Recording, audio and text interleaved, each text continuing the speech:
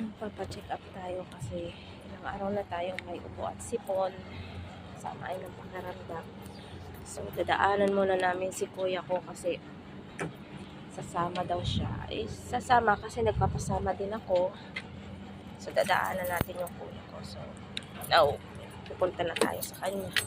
Sunduin natin siya kasi dito kami lahat sa Barem pero magkakaiba kami na tinitirahan namin.